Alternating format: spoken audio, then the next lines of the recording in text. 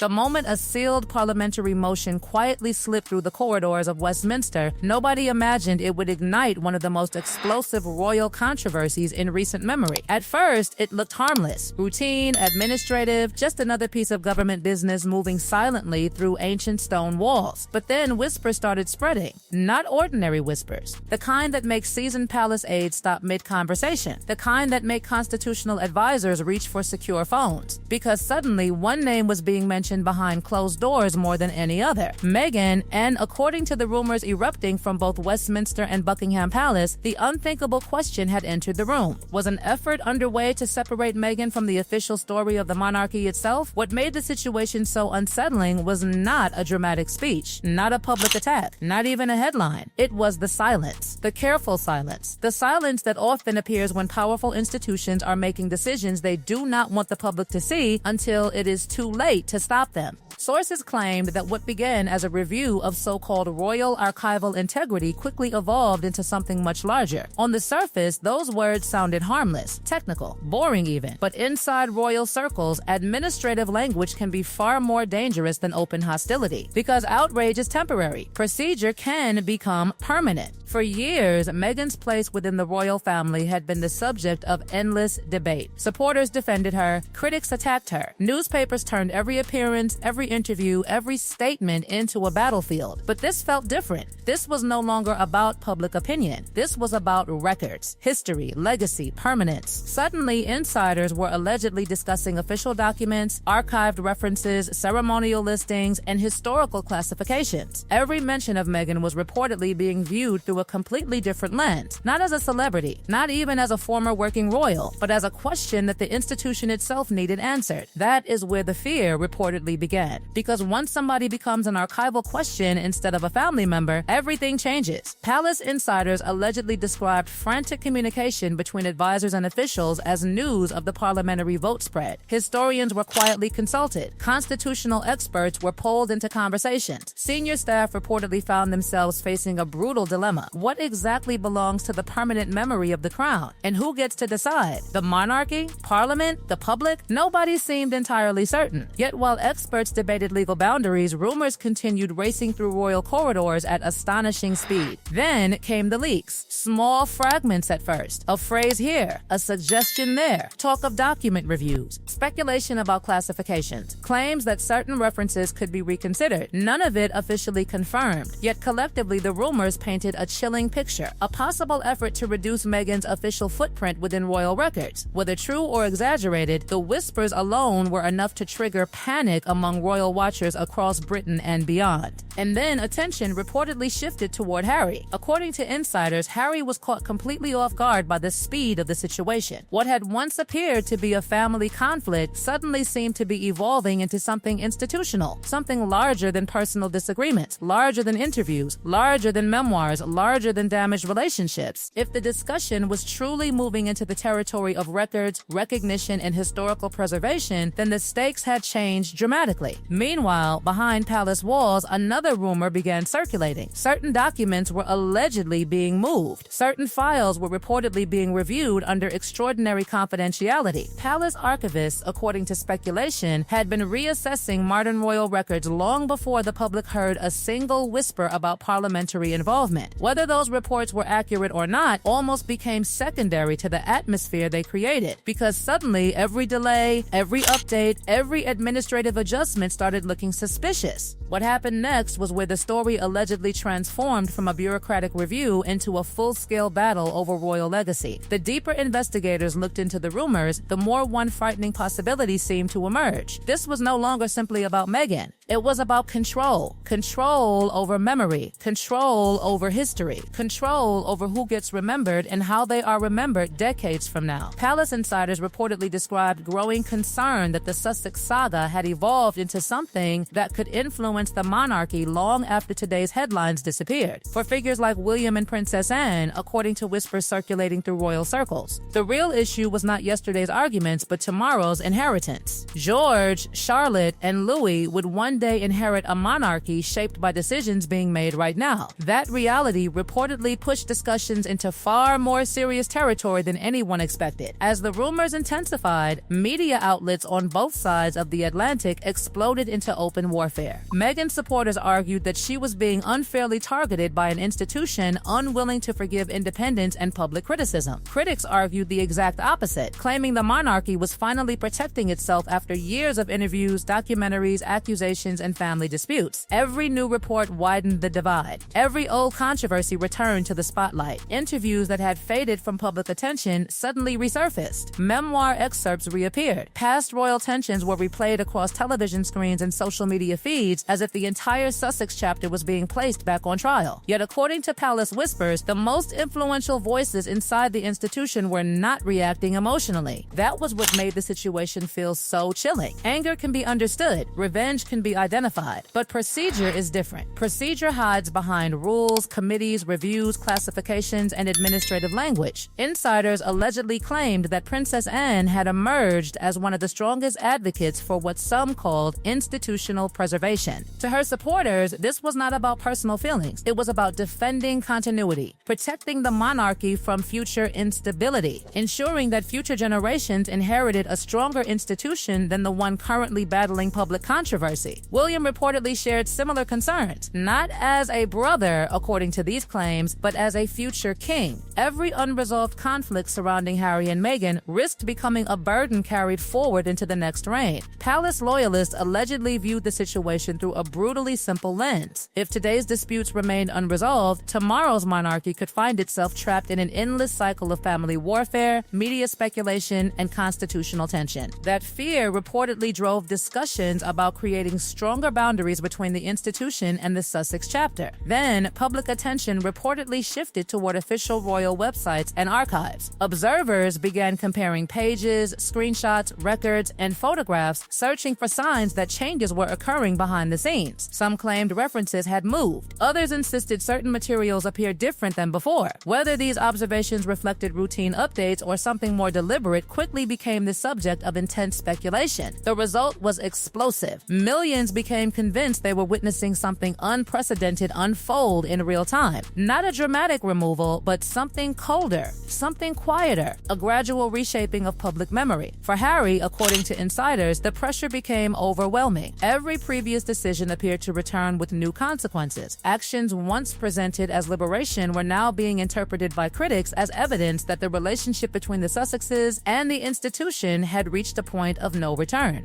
Reports suggested that efforts to seek clarification from royal intermediaries produced little comfort. The silence itself became the answer. No dramatic confrontation, no emotional reconciliation, just an overwhelming sense that the palace was increasingly prioritizing the institution over personal relationships. At the center of everything stood King Charles, perhaps the most conflicted figure in the entire drama. A father facing one reality, a monarch facing another. According to palace speculation, Charles found himself trapped between blood and duty, between private affection and public responsibility. Advisors allegedly warned that every act of flexibility could be interpreted as weakness, while every act of firmness risked deepening family wounds. It was an impossible balancing act, and as pressure mounted, many observers believed the monarchy was already preparing for a future beyond the current crisis. That future, according to royal watchers, appeared colder, stricter, and more controlled than ever before. The age of compromise seemed to be fading. In its place emerged a new philosophy